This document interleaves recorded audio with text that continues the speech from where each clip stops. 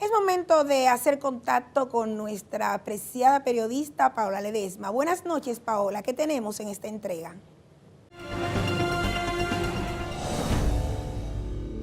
Hola, Priena, muy buenas noches. Muchos son los incidentes que se han producido en los últimos días en diferentes escuelas a nivel nacional. Esto ha llamado mucho la atención de parte de la sociedad. Y es que uno se pregunta, ¿en qué se está invirtiendo el 4% del presupuesto nacional? Solamente en planteles, construcción y construcción. La calidad de los profesores, la calidad de los estudiantes, qué decir en torno a esto, pero también la seguridad en las escuelas. Y es que joven entra con machete a un plantel educativo para agredir a un compañero. Un compañero le saca un cuchillo a otro estudiante. Y hasta delante de profesores se están produciendo agresiones físicas. Y lo que es peor, hasta sexo en escuelas. Las autoridades, el gobierno como tal, debe decirnos en qué se está invirtiendo el 4% de educación. Vamos a ver el siguiente reportaje completo de todos estos hechos bochornosos.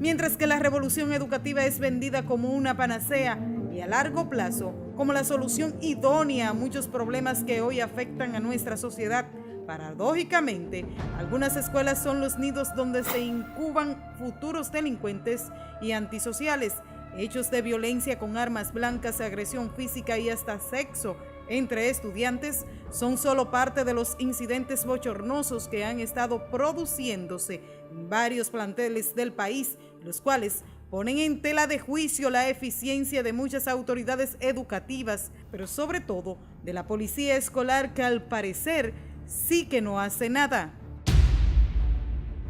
El miedo y el desorden imperaron hace unos días en el Liceo Félix Nova en Vallaguana, provincia Monte Plata, donde como Pedro por su casa, un estudiante penetró al plantel portando un afilado machete para agredir a unos compañeros de clases, aparentemente por usar su pelota en la cancha y mirar mal a su novia. Porque él no pasó por la puerta de entrada con ese machete en la mano. ¿Me comprende? Él burló la periferia. ¿Es esta la periferia o parte trasera del plantel que irresponsablemente no estaba siendo cuidada por ningún conserje, y mucho menos por un agente de la policía escolar? Al parecer, durante el momento en el que el alumno entraba con la disposición de cometer una desgracia, el policía estaba en todo menos en cumplir su responsabilidad. El joven que aparece con el machete, estudiante de aquí, ¿verdad? Entonces él vino a traer la novia al centro, pero él no venía para el centro. Y en el momento que él se retira, que va para su casa, es que él tiene la problemática con los otros dos estudiantes allá, casi a 2 esquinas de aquí, que vienen para acá. Pero ellos supuestamente, esto es versión de ellos, habían tenido problemas hacia un mes y algo. Entonces, al ellos verlo, él va en una pasola, ellos pensaron o dicen que él se le iba a tirar encima. Y lo que le fue que le entraron a golpe, ellos dos a él. Entonces, después que lo agolpean, es que él va a su casa y viene con el machete.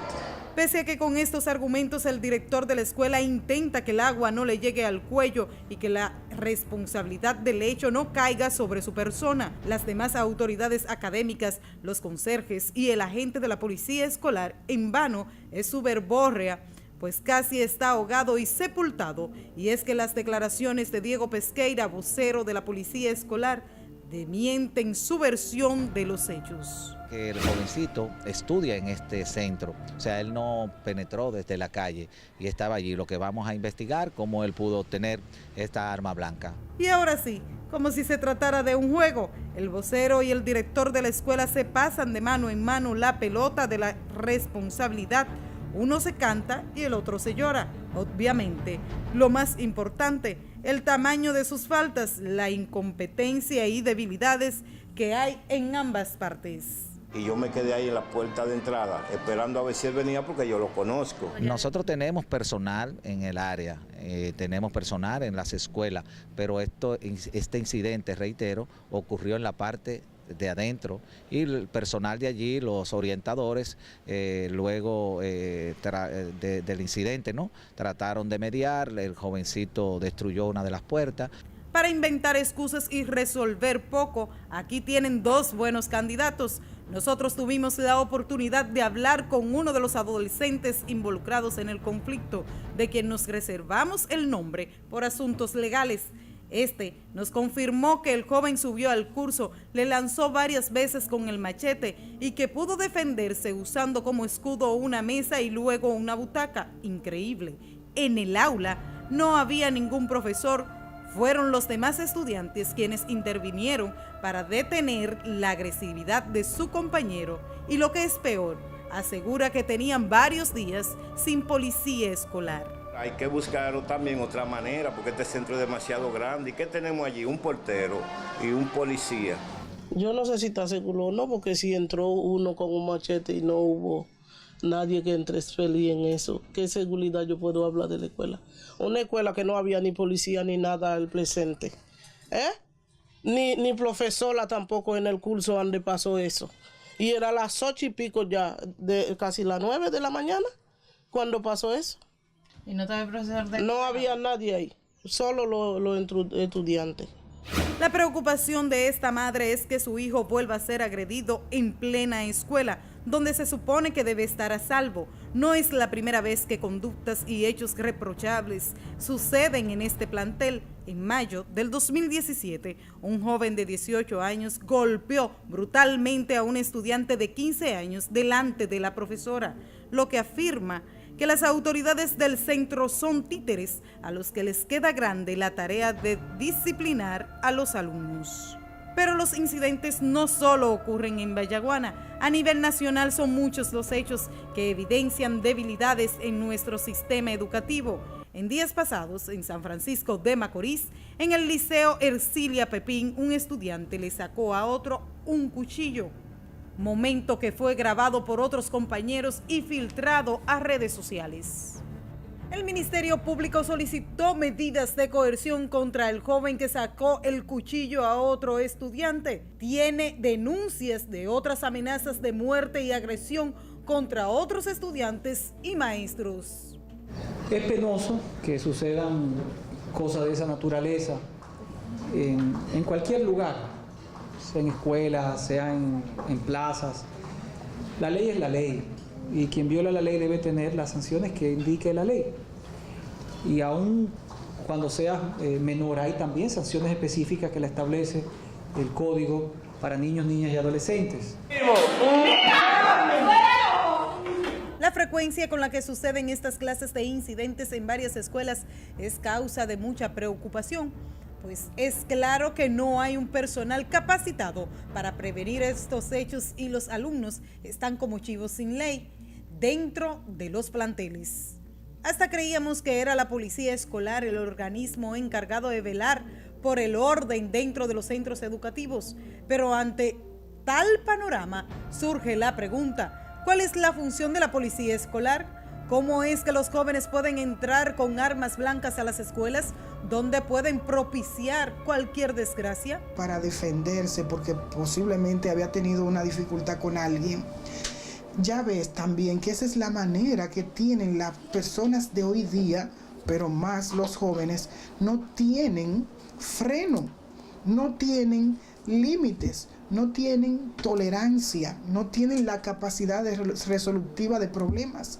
Antes las personas hablaban o se entraban a trompada, vamos a hablar así bien llano para que el pueblo entienda, y se resolvía todo. Pero tienen ahora que utilizar armas para defenderse porque no hay fronteras claras en cuanto a la violencia. Y para ello, violencia es cualquier manifestación. Ya la violencia es tan común en los planteles que hasta profesores son señalados como copartícipe de actos que usted ni yo nunca imaginamos escuchar. como el de un niño de 10 años cuyo padre denuncia que a su hijo en el Centro Educativo Juan Pablo Duarte de Villa Altagracia le rompieron un brazo en un altercado entre compañeros, donde alegadamente la maestra lo agarró para que otro alumno lo golpeara, alegando que estaba cansada del infante. Cuando venía saliendo de la jaula, llegó la maestra, se lo consiguió cuando iba saliendo y lo agarró. Según la maestra lo agarró y le dijo al otro, dale más duro, si es posible mátalo porque jode mucho. Le dio una mala palabra. Entonces llegó, el hijo mío lo agarró ella por el brazo y entonces el niño aprovechó, lo agarró por los pies y lo volteó y cayó sobre el brazo y se partió el brazo. La violencia escolar se produce por, primero, falta de supervisión, autoridad adecuada de los profesores. Segundo, desintegración del núcleo familiar. Y tercero, una conducta de que la violencia resuelve problemas de contradicciones entre alumnos. La versión de la subdirectora y maestra involucrada en el hecho es otra y resulta extraña. Una ayuda que de manera voluntaria tras el incidente, esta decidiera hacerles a los padres un aporte de unos 30,000 pesos para cubrir los gastos médicos. ¡Qué maestra tan generosa! Tuvieron una pelea y él se lastimó el brazo. En ningún momento la maestra lo agarró para golpearlo.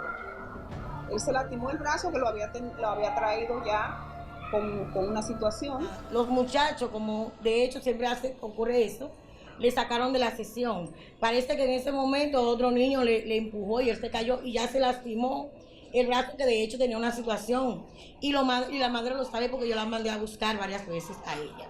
Entonces yo me sentí obligado por las circunstancias que estoy económicamente a agarrar 30,000 pesos. Esos 30,000 pesos yo redactaron un documento donde prácticamente abogaban en ese documento con todos los profesores firmados y abogados, donde consta que no podían molestar a nadie después que recibía esos 30,000 pesos. La madre dice que le dimos un dinero, pero no fue que le dimos un dinero para que ella deje eso así.